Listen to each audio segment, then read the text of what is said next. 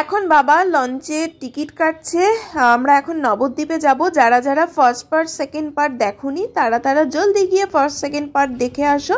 মায়াপুর থেকে এখন নবদ্বীপ যাচ্ছি ঘুরতে। তো এখন আমরা সবাই লঞ্চে যাব। আগের পার্টে মানে সেকেন্ড পার্টে দেখবে আমরা হচ্ছে ঘুরে টুরে এসে মানে মায়াপুরের সাইট সিন ঘুরে এসে লাঞ্চ টাঞ্চ করে মানে ঘুরতে গিয়ে লাঞ্চ করেছিলাম, করে এসে রেস্ট নিয়েছিলাম, তারপরে আর ব্লগটা কন্টিনিউ করা হয়নি। তো এখান থেকেই স্টার্ট করছি। এটা হচ্ছে থার্ড পার্ট। এখন আমরা যাচ্ছি নবদ্বীপের উদ্দেশ্যে। তো এখন আমরা লঞ্চে উঠে পড়েছি সবাই।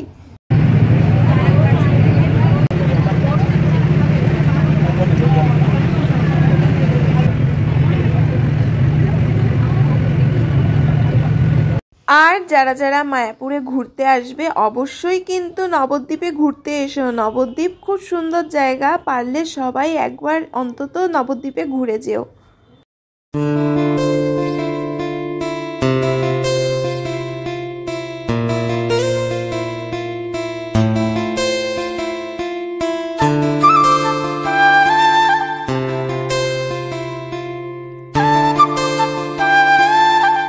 নবদ্বীপে চলে এসেছি। তো এখন আমরা যাব টোটো স্ট্যান্ডে, কারণ টোটো করে সব জায়গায় ঘুরবো, টোটোওয়ালা কত ভাড়া নেয় তো সেগুলো তো আমাদের জানতে হবে। যদি খুব বেশি ভাড়া নিয়ে বসে তো যাই হোক, যা ভাড়া বলেছিল ঠিকঠাকই বলেছিল।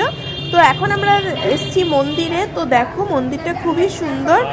আর মন্দিরের পাশেই মানে মন্দিরের ভেতরেই পাশে বলবো কি একটা জায়গা রয়েছে মানে গুপ্ত দর্শন বলে। তো সেখানে টিকিট কেটেই আমাদের ঢুকতে হবে। তো খুবই সুন্দর। আর দেখো এখানকার ঠাকুরগুলো এতই সুন্দর কি বলবো, তোমরাও আমার সাথে সাথে ঠাকুর দর্শন করে নাও। তো দেখো ঠাকুর কি সুন্দর না। তো চলো আমাদের ঠাকুর নমস্কার করা হয়ে গেছে। এখন বাবা হচ্ছে টিকিট কাটবে, আমরা সবাই মিলে এখন গুপ্ত বৃন্দাবন দর্শন করব। আর জানো তো আমাদের পুচকুটা হচ্ছে ঘুমিয়ে পড়েছিল, ও না বেচারি দেখতে পারিনি। তো কি আর করা যাবে, চলো এখন আমরা গুপ্ত বৃন্দাবনে যাচ্ছি।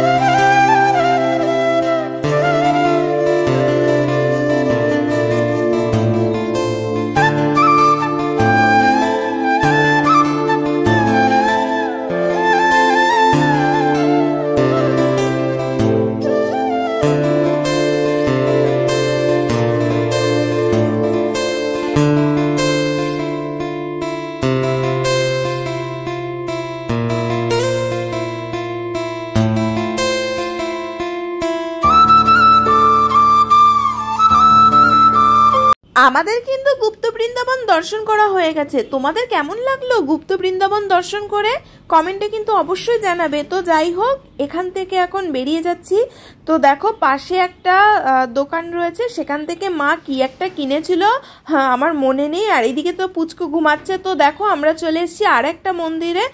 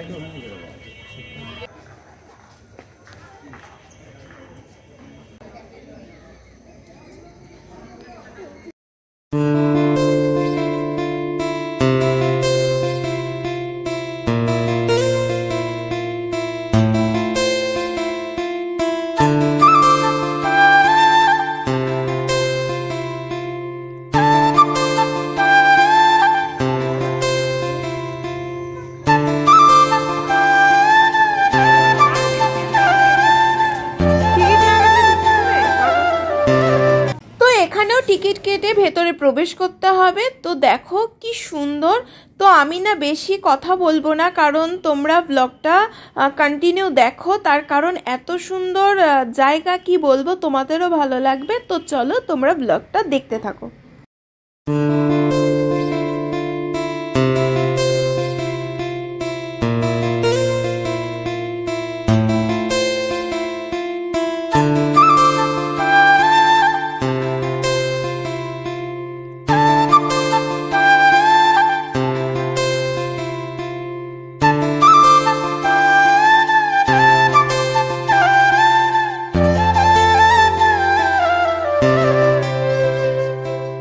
Thank you.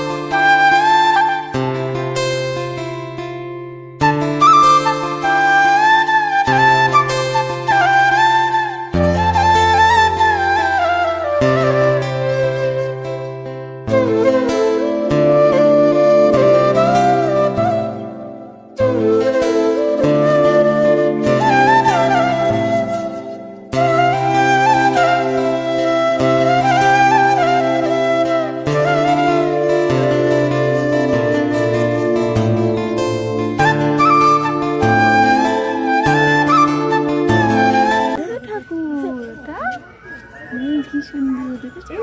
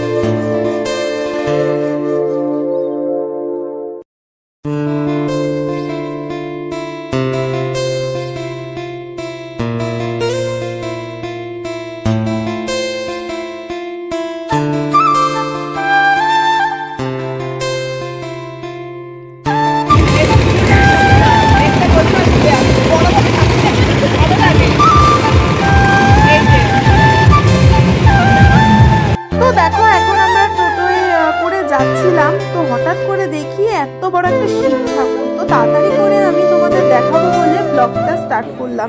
এবার এখন যাচ্ছি যেই মন্দিরে, সেই মন্দিরের ভেতরে ফোন ক্যামেরা কোনো কিছু অ্যালাউ নেই। তারপরে আমরা যাব আরেকটা মন্দিরে। ফটো আছে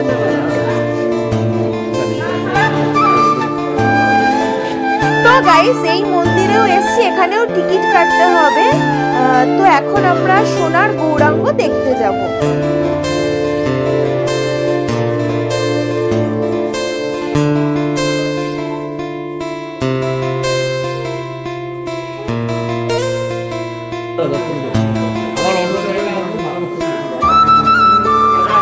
তো গাইস, এখন আমরা যেই মন্দিরে এসছি এই মন্দিরেও টিকিট কেটে ভেতরে প্রবেশ করতে হচ্ছে।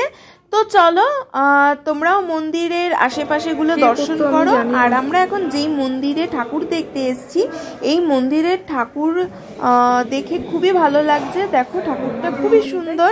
আর জানো তো আমার মায়াপুরের সাইট সিন গুলো দেখতে ভালো লেগেছে, কিন্তু ভিডিও করতে পারিনি বলে আমার তেমন একটা ভালো লাগেনি। কিন্তু নবদ্বীপে এসে সমস্ত জায়গার ভিডিও আমি করতে পেরেছি, তার জন্য আমার খুব ভালো লাগছে।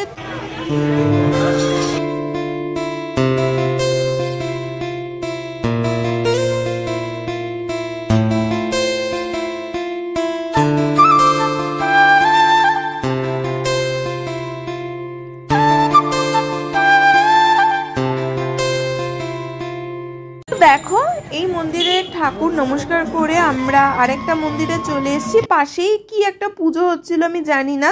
তো দেখো এখানে যেই মন্দিরে এসেছি এই মন্দিরের ঠাকুরের সিংহাসন কিন্তু রূপোর। আর আমি ঠাকুর দর্শন করছি, তার সঙ্গে সঙ্গে তোমরাও ঠাকুর দর্শন করে নাও। বললো না পুরোটাই রূপোর।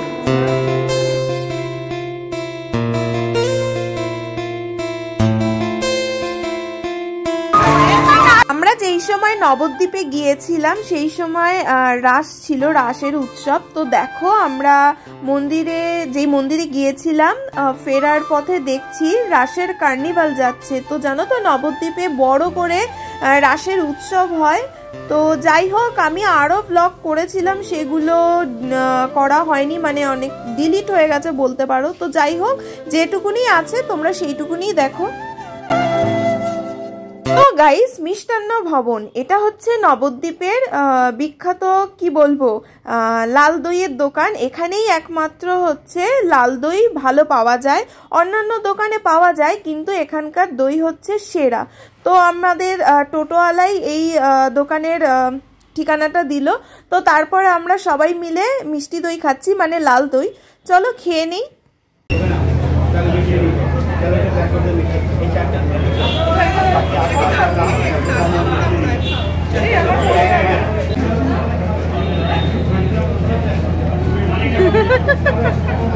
না না, আমি প্রথমে করেছি তো সবাইকে। হরে কৃষ্ণ। সুন্দর।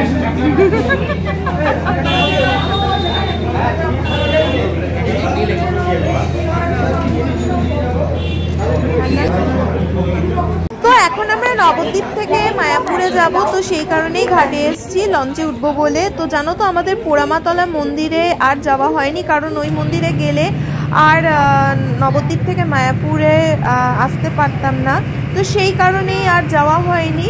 তো এখন আমরা লঞ্চে উঠে পড়েছি।